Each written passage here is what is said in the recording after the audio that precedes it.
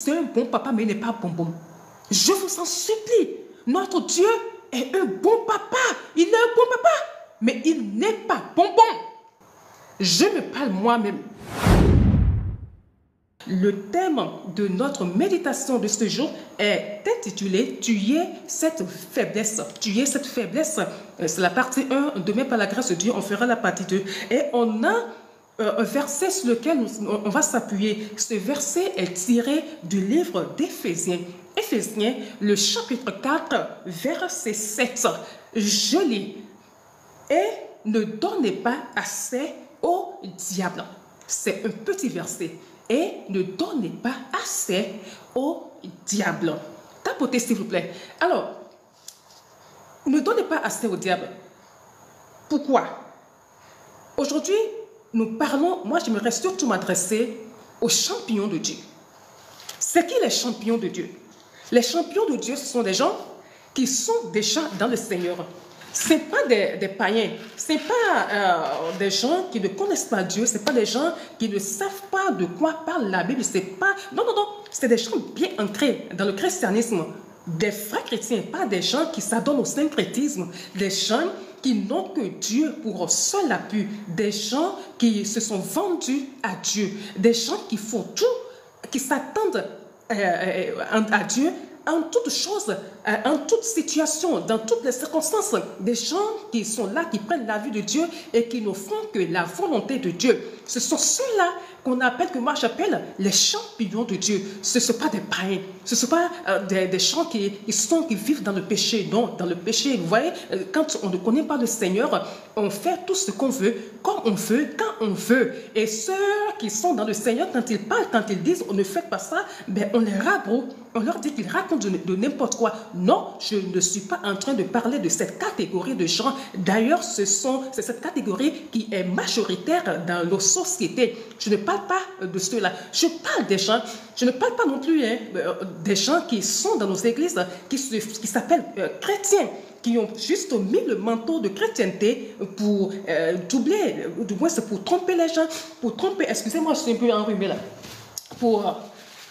je ne parle pas de ces personnes-là qui sont là, qui ont mis le manteau de chrétienté juste pour tromper la vigilance des gens. Non. Excusez-moi, tapotez s'il vous plaît, pas tapoter, je vous en supplie, tapotez s'il vous plaît, pour maintenir le live. Alors, donc, je parle à ces gens-là, aux champions, à ces personnes qui aiment le Seigneur de tout le cœur et qui font tout pour le plaire. Je leur parle ce matin. Alors, il arrive que des personnes honnêtes, des personnes selon le cœur de Dieu, des personnes qui font plaisir à Dieu, des personnes que lorsque Dieu les regarde, il sait que lui, ces enfants-là, ces gens-là, ils m'aiment d'un amour sincère. Ils ne jouent pas doublement. Ils ne sont pas hypocrites avec leur suivi, leur chrétienté. Non. Mais il y a une toute petite faiblesse en ces gens-là. Une toute petite faiblesse en ces personnes-là. Ça peut arriver à tout le monde. Et je pense même que, bon, tout le monde a une petite faiblesse. Et c'est de cette faiblesse-là qu'on parle aujourd'hui, qu'on dit qu'on doit la tuer. Les toutes petites faiblesses font tomber les champions. Je prends un exemple. Lorsque, ou du moins, je pourrais premièrement prendre l'exemple d'une équipe de football. Vous savez, lorsque les gens, il y a un match, et puis c'est programmé, il y a tel pays qui va jouer contre tel pays, je ne m'y connais pas trop, ouais, mais bon, je pense que c'est comme ça, ça se passe. Ils étudient la tactique des uns et des autres. L'autre pays étudie la tactique de l'autre équipe. Et l'équipe B étudie la tactique de l'équipe A. Ils s'étudient. Ils vont arriver l'entraîneur ensemble, ils vont dire, mais on a constaté que lors de leur dernier match, les deux derniers matchs, les trois derniers matchs, on a constaté que leur défenseur n'est pas en forme. On a constaté que les attaquants ne sont pas en forme. On a constaté que celui-là, leur joker, la personne qui fait leur équipe, qui n'est pas au point. Ils s'étudient tout ça. Et c'est par rapport à ce qu'ils ont trouvé comme résultat qu'ils attaquent l'ennemi, qu'ils positionnent les joueurs sur le terrain. Bien, c'est la même tactique. Je prends encore un autre exemple. Je vais prendre aussi l'exemple d'un boxeur. Vous voyez, quand deux boxeurs ont un match, l'un et l'autre, ils s'étudient. Ils veulent chercher à savoir si le boxeur A va chercher à savoir si le bosseur B a une blessure. C'est surtout sur ça qu'eux, ils s'appuient. Est-ce que celui que je veux rencontrer là a une grosse blessure dans sa vie? Est-ce qu'il a déjà eu une grosse blessure qui est quelque part bien tout récemment? Est-ce qu'il s'est blessé? Est-ce qu'il y a une blessure qui est là, qui n'est pas encore cicatrisée? Il check. Voilà, il va checker. À distance, quoi, il le fait. Et lorsqu'il trouve le meilleur résultat, lorsqu'il trouve que c'est le cas, que c'est vrai que son adversaire a une blessure pareille, qu'est-ce qu'il fait? Il vient de trouver un point faible. Et qu'est-ce qu'il fait? Lorsqu'ils seront sur le ring, il ne va que viser cette blessure-là. Il ne va que viser, il laisse toutes les autres parties. Et c'est la partie de la blessure-là, c'est cette partie uniquement qu'il va viser. Il va envoyer des coups, il va accélérer des coups pour faire tomber son adversaire. Bien. Même chose avec le diable. Tu es champion de Dieu, tu es un enfant de Dieu, tu ne vis pas quand dire dans le péché et tout est tout, tu es droit, comme j'ai dit à l'entame, et tout est tout. Mais qu'est-ce qu'il fait? La petite faiblesse qu'il a constatée en toi. Nous étions tous restés quelque part, nous étions quelque part avant de recevoir Christ, avant de mettre notre vie en ordre. Et il sait que celle-là, de toute façon, elle fait là. Je sais que si tu lui donnes beaucoup d'argent, quand elle trouve l'argent là, elle oublie tout. Hein? Quand elle voit les liasses de billets, elle oublie tout. C'est sa faiblesse là. Non, ce monsieur-là, lui, il était champignon dans l'adultère. Il ne peut pas voir une femme avec de gros derrière, de grosses fesses, sans que ce qui est dans son pantalon ne se balade. Il ne va pas se donner de repos tant qu'il n'a pas fait tomber, tant qu'il n'a pas découvert ce qui est là-bas, tant qu'il ne l'a pas goûté, tant qu'il n'est pas allé là-bas. Il sait que non, ce monsieur, c'est quelqu'un de jaloux. Il n'aime pas, quand il voit son prochain heureux, ça l'agace. Il n'aime pas voir les gens heureux en fait. Cela l'agace tellement de voir que son frère est en train d'évoluer, de voir que son prochain est en train de quitter un point A pour un point B. Il voit que c'est quelqu'un qui apparemment n'est pas paresseux et puis apparemment que tout marche pour lui. Et quand c'est comme ça, il ne dort plus. Il est colonisé par la jalousie de ne pas aimer voir son prochain avancer. Il le sait, il garde. Non, l'autre, il se donne à la luxure. Il y en a qui débordent en tout. Il y en a, c'est l'essai de ci, c'est l'essai de ça. On a tellement, il nous étudie tellement que toutes nos faiblesses, il y a aussi la colère. Vous savez, tu peux être tout. Et moi, je me reconnais parce que quand on parle à nous qui venons ici pour vous parler à l'entame, au cours de la prière, j'ai dit que nous ne sommes que des canaux. Nous savons nos faiblesses et c'est par la grâce de Dieu que nous tenons là. Nous tenons là, nous avons de petites faiblesses. Et chacun le sait. Je connais mes faiblesses à moi. Je les connais. Donc, Dieu s'adresse et à moi, le Saint-Esprit s'adresse et à moi et à vous. Quand je parle, je me parle moi-même. Ou quand je vais m'asseoir pour faire la méditation, après, je prends la vidéo, la rediffusion, je vais déposer quelque part et j'écoute, je ferme les yeux, j'écoute. J'écoute parce que lorsque nous sommes ici, nous ne nous contrôlons plus. Nous ne contrôlons plus ce qui sort de notre bouche. Le Saint-Esprit se saisit de nous. Il se saisit de notre bouche. Il dit des choses qu'on n'avait même pas prévues ou des choses que, franchement, on se demande, mais d'où est-ce que ça c'est venu? Le Saint-Esprit prend contrôle de toutes choses. Donc, après, j'écoute et je me parle. Je dis, mais ça, c'est quelque chose, c'est une prêche pour moi-même. Ça, c'est une méditation pour moi, mais ça me concerne. Pas qu'à vous. Excusez-moi, je suis un peu enrhumée. C'est pas qu'à vous. D'ailleurs, je ne parle pas qu'à vous, mais à moi-même. Nous savons ces faiblesses-là contre lesquelles nous devons lutter. Nous savons ces faiblesses que nous devons sortir de notre vie. Sinon, on va échouer. On va carrément échouer, quoi. Alors, si vous savez qu'il y a un problème comme ça, je prends un exemple, quelqu'un qui est champion, il y a des hommes, dès qu'ils voient, comme j'ai dit tantôt, ils voient une femme, même quand la femme porte un habit et les tétons sont sortis dedans, là, c'est fini. Ça suffit pour qu'ils puissent tomber. Si vous êtes comme ça, un monsieur comme ça ne peut jamais, s'il veut vraiment vivre dans la sainteté, rester champion, ce monsieur ne peut pas permettre que sa femme amène une fille à la maison, que des servantes portent des habits légers, ne pas mettre le soutien en bas et sortir ces choses, ces faiblesses. Il doit les dire à sa femme. Et sa femme sait que les enfants qui sont à la maison ne doivent pas s'habiller de telle manière, ça peut faire tomber mon mari. On prend des garde-fous. On ne peut pas. Sa femme sait que mon mari, de par le passé, il tirait sur toute chose qui passe, sur toute femme qui passe. Et c'est cette femme-là. Elle va à une cérémonie où elle doit s'absenter 2-3 jours, une semaine. Elle ne peut pas laisser ses domestiques, elle ne peut pas laisser ses servantes à la maison seule avec une telle personne. Ce n'est pas dit qu'il va le faire nécessairement, mais non, il faut prévenir. Il faut prévenir, il faut les sortir. Moi, je connais quelqu'un, un pasteur, quand sa femme veut sortir, il demande à la femme de faire sortir, de partir avec les servants. Il est prêt à rester seul à la maison. Il est prêt à s'occuper des enfants. Mais la dame, elle part avec, c'est une cérémonie, quel que soit l'endroit, elle part. Ou carrément, c'est un endroit où elle ne peut pas partir, elle ne peut pas amener les servantes. Qu'est-ce qu'elle fait? Elle les envoie quelque part chez une connaissance. Elles vont rester là le temps qu'elles reviennent à la maison. Comme ça, tout est tranquille, quoi. On est tranquille. Tu vois, tu sais très bien que tu es, tu es un homme de Dieu. Et voilà, ça a été ton problème, un marathon pour toi. Et les femmes viennent te voir. Tu vas les recevoir dans ce bureau clos. Tu vas tomber. Il y a des femmes qui ont l'onction d'impudicité. Il y a des filles qui vont venir à toi comme si elles avaient des problèmes. Elles viendront s'asseoir devant toi. Quand tu vas la regarder une fois, 2 fois, tu ne sauras pas ce que tu vas faire dans les minutes qui vont suivre. Et c'est pour cela que les hommes de Dieu avertis reçoivent les gens quelque part dans un endroit, ce n'est pas clos, quoi. Peut-être c'est dans l'enceinte de l'église, dans un bureau, et c'est ouvert, les fenêtres sont ouvertes, et ceux qui sont derrière peuvent avoir accès à eux.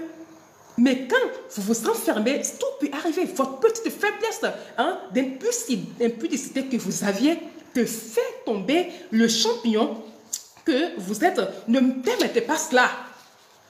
Une petite anecdote. Au Nigeria, dans le temps, il y a un homme de Dieu, un chasseur qui était allé à la chasse et il a tué un léopard.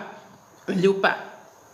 Ce léopard avait un petit bébé, je vais dire, un bébé léopard. Et quand il a pris le léopard, il a eu pitié du bébé, il a dit, mais attends, qui va prendre soin du bébé? Bon, je vais l'amener chez moi. Il amène le léopard chez lui à la maison. Il s'occupe du bébé léopard.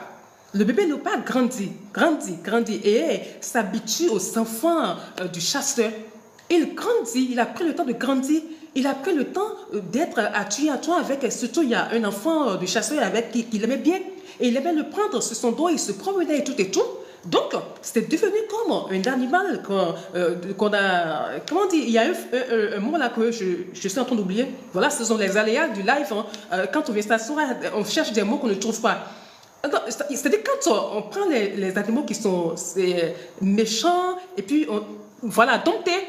Donc pour lui, bon, c'est quelque chose qui est dompté et puis voilà. Et puis bon, on lui a tué tout le goût de manger l'homme, manger ceci. Bon voilà, donc c'est un animal domestique, c'est comme un mouton, c'est comme un coq à la maison. Et un jour, il est sorti. Quand il est sorti, le bébé, le léopard, qui n'est plus bébé, qui est maintenant un léopard comme cela se doit, il prend son petit garçon au dos, direction la rivière.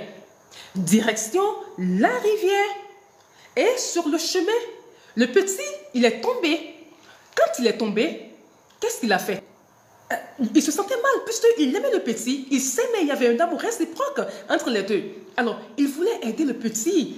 Vous voyez, quand quelqu'un est par terre, tu l'entoures, tu compatis à sa douleur, à sa peine.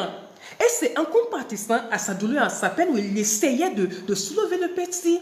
Quand il a vu la partie, quand le petit tombait, il s'était blessé. Il a vu la partie, la blessure du petit qui commence à couler. Il y a le sang qui coulait. Et dès qu'il s'est approché, il a senti l'odeur du sang. Ouais? Et c'est l'odeur du sang qui lui a rappelé ce qu'il est. Il l'a dévoré. Est-ce que vous avez un petit léopard chez vous? Est-ce que vous avez, vous qui me voyez là, vous m'écoutez là, vous qui écoutez la méditation de ce matin-là, est-ce que vous avez un petit léopard en vous? Champion de Dieu, champion de Christ, prêtre, pasteur, homme de Dieu, servant de Dieu, choriste, intercesseur, que sais-je encore? Accueille, vous toutes là, champion de Dieu là. Parce que là, je m'adresse pas, je m'adresse à ceux qui sont déjà dans le Seigneur. Est-ce que vous avez un petit léopard en vous, qui sommeille en vous, en termes de petites faiblesses, de petits péchés? Si oui, combattez cette faiblesse-là. Combattez-la, faites tout pour la sortir. Tu sais que ce monsieur, cette femme, quand je la vois, je ne tiens pas debout. Je ne tiens pas debout. Il faut l'éviter. C'est dur, hein? Il faut l'éviter. Au carrément, si tu ne peux pas, parce qu'il y a des gens qu'on ne peut pas éviter. Vous vous mettez là où vous devez vous mettre pour que cela ne puisse pas arriver. Si ça arrive, si ce que tu sais arrive, c'est parce que tu l'aurais voulu. Donc, je reviens pour dire que le diable, il connaît nos faiblesses. Il sait de quoi nous sommes faits. Il connaît nos petits secrets que nos maris ne connaissent pas, que nos femmes ne connaissent pas, que nos enfants ne connaissent pas, que nos pasteurs, tous nos frères et sœurs en Christ ne connaissent pas. Et il s'appuie sur cette faiblesse-là pour nous faire tomber. Pour nous faire tomber. Alors, nous devons faire attention à nous. On va lire un passage qui dit ceci. Nous, donc, un passage d'Éphésiens, d'Hébreux. Je pense, Hébreux 12, le verset 1 qui dit, nous, donc, aussi, puisque nous sommes environnés d'une si grande nuée de témoins, rejetons tout fardeau et le péché qui nous enveloppe. Si facilement, rejetons tout fardeau et le péché qui nous enveloppe si facilement et courons avec persévérance dans la carrière qui nous est ouverte. Champion de Dieu, voici ce que Hébreu dit. Quand on veut faire une course, on se débarrasse de tout. Notre vie, la vie chrétienne, la chrétienté est un marathon. C'est une course de marathon. Tant qu'on n'a pas quitté cette vie, cette course, elle ne s'arrête jamais. Tant qu'on n'est pas mort, on continue à courir. Et personne ne fait un marathon avec, que ce soit une petite quantité, la petite quantité, je ne sais pas, personne ne fait un marathon avec quoi que ce soit, quelque chose qui peut le déranger, qui peut le jeter ou qui peut le tirer en arrière. Je me parle moi-même. Je me parle moi-même. Je me parle moi-même. Le Saint-Esprit s'adresse à moi-même. On dit rejetez tout cela. Rejetez tout cela pour la carrière qui vous est offerte. Servante de Dieu, rejette tout ça pour la carrière qui t'est offerte. On ne peut pas, vous savez, parler de Dieu comme je suis en train de faire là. Le diable n'aime pas, excusez-moi, je suis un peu enrhumé, donc quand je fais ça, il faut me pardonner. Donc, le diable, il n'aime pas. Il va tout faire pour te descendre. Il fait tout. C'est pourquoi vous devez prier pour les hommes de Dieu. C'est pourquoi vous devez prier pour vos pasteurs. C'est pourquoi vous devez prier pour ceux qui vous dirigent. C'est bien de leur lancer des pierres. Ces personnes endurent tellement. On leur lance des pierres de part et d'autre. Ce qu'ils ont fait, ce qu'ils n'ont pas fait. Des pierres à gauche, des pierres à droite. On les traite même je ne sais pas, de n'importe quoi comme des chiffons. Mais jamais combien de personnes prient réellement pour ces devanciers. Combien de personnes prient pour leur berger. Il y a tellement de tentations. Regardez, un pasteur qui a une église de milliers de fidèles. Et vous savez que dans toutes les assemblées, les femmes dépassent les hommes. Une jeune fille, une jeune dame, une maman, elle bat tous les records, quoi. Et il doit rencontrer chacune d'elles. Pas chacune d'elles, mais il doit les rencontrer. S'ils veulent le rencontrer, il ne va pas dire non. Il faut qu'il les rencontre. Et chacune d'elles vient avec son problème. Et il y en a qui vont venir pleurer. Et il y en a qui vont... C'est-à-dire, même quand tu es homme, une femme, quelqu'un vient te partager sa douleur, tu as tellement mal à sa place. Tu partages la douleur à ta façon. Mais regarde le nombre de personnes. Si la personne se laisse aller, s'il ne fait pas attention, il va vouloir consoler quelqu'un. C'est pourquoi c'est bien, ces gens-là doivent rester franchement bien, à une distance bien respectable, bien un peu éloignée des personnes qui le reçoivent. Ne serait-ce qu'il y a des femmes, elles sont comme je dis tantôt, non sont de séduction. Le parfum. Et il y en a qui peuvent gaspiller 50 000 francs dans le parfum. Un seul flocon de parfum. Des parfums que lorsque tu sens, elle est au dehors, mais quand tu sens ça, donc, mais tu es à terre. Tu es à terre. Ne serait-ce que l'odeur du parfum. La propreté qui est sur elle. Sa prestance. Sa façon de parler. Elle dégage quelque chose. Il n'y a pas ces hommes-là qui vont dire qu'il y a des femmes, devant certaines femmes, franchement, qui n'apprécient pas certaines femmes. Bon, je tais l'autre mot. Mais ils apprécient, mais bon, rapidement, ils reviennent en eux-mêmes parce qu'ils se disent, attends, il ne faut pas aller là-bas. Et rapidement, ils détournent leur regard. Et si le fait de détourner rapidement le regard ne se fait pas, alors on va fléchir. Donc, homme de Dieu, vous qui êtes là, vous qui êtes connectés à la méditation quotidienne sur P22, je vous en supplie, la colère, évitez la colère. Si c'est une faiblesse, si votre faiblesse, c'est la colère, je me parle moi-même, évitez, faites tout pour l'éviter, pour la sortir de votre vie. Pourquoi? Parce que AVC. Je me rappelle, entre-temps, il y avait une situation qui m'avait tellement énervé. J'étais en gros, chaud. Et le temps que j'ai commencé à avoir un peu mal. Je me suis rendue à une consultation où ils m'ont pris, ils ont fait des analyses et tout. On dit, mais madame, il y a trop de taux de... Je sais comment ils ont appelé le truc là, mais excusez, mais j'ai oublié le nom là. C'est-à-dire, les hormones que secrètent, quand on est énervé là, il y a des hormones qui sont sécrétées. Que mon sang est bourré de ça. On m'a dit, mais le médecin, mais je vous en supplie, madame, je vous en supplie, quelque chose c'est vrai, ils vous énervent, c'est vrai, ils ont tort, mais le problème c'est que quand eux le font, ils sont tranquilles. Eux, ils vous énervent.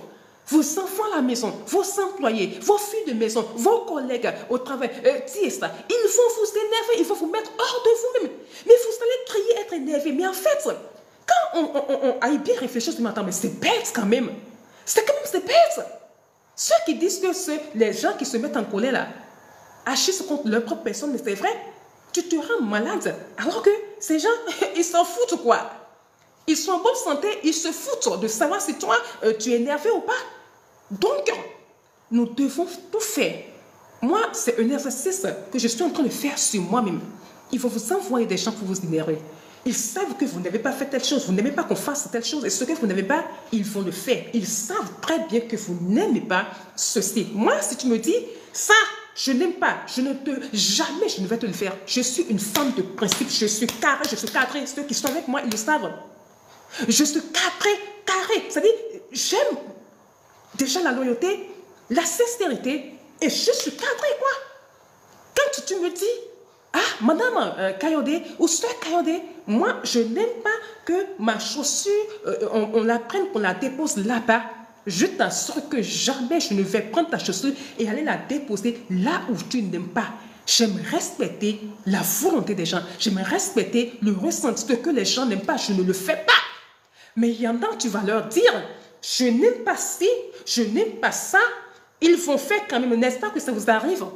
Vous qui êtes là, n'est-ce pas que ça vous arrive? Que vous dites à vos proches, des gens qui sont autour de vous, à quelqu'un, à votre collègue, je sais pas, que vous n'aimez pas telle chose. Et la personne sait très bien que vous n'aimez pas.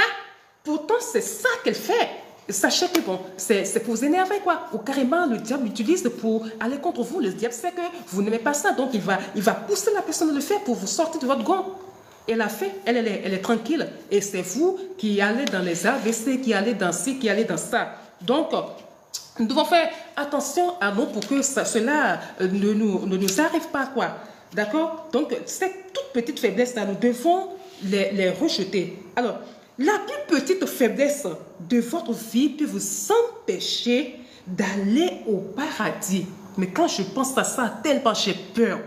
Quand je pense à ça, j'ai peur.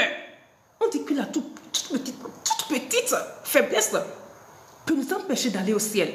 C'est-à-dire que, regardez, je me réveille tous les matins, je fais mes divins, je fais d'autres choses. Je suis là, je fais mes prières, je lis ma Bible, je fais tout. On me dit que la toute petite faiblesse en moi, là, que la petite faiblesse que moi je connais là, qu'elle peut m'empêcher d'aller au ciel. Ça fait peur, hein?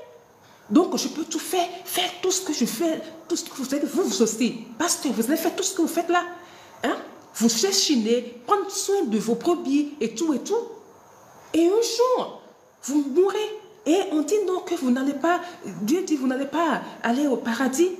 Quand je lis même l'histoire de Moïse, mais j'ai froid au dos. Quand je lis l'histoire de Moïse, je dis, mais là, j'ai peur de Dieu. Notre Dieu n'est pas le bonbon. C'est un bon papa, mais il n'est pas bonbon. Je vous en supplie. Notre Dieu est un bon papa.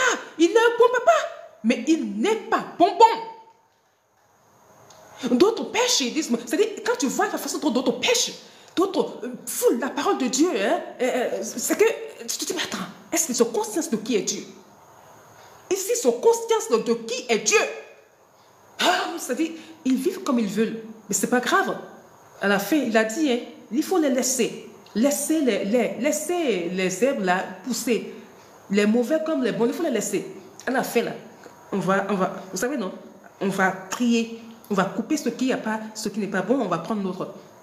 Tout ce qu'on dit, nous devons essayer d'être bien, avoir notre objectif, de fixer notre objectif sur ce que nous voulons faire et continuer dans ce sens, ne pas être distrait, que ce soit à gauche ou à droite, ne pas se laisser distraire. Ok? Donc, je pense que là, j'ai dit tout ce que, de toute façon, c'est la première partie. Hein.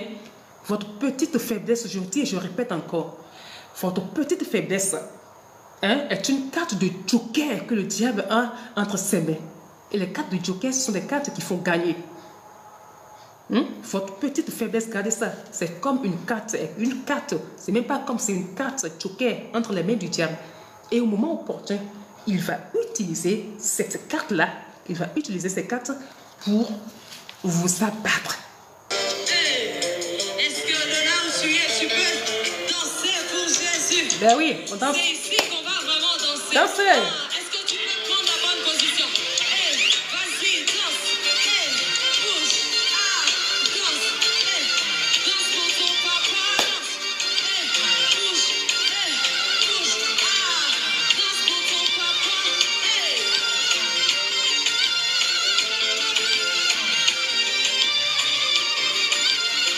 Et si tu pousses tes cris de joie aussi, tu ne pêches pas. Wouh!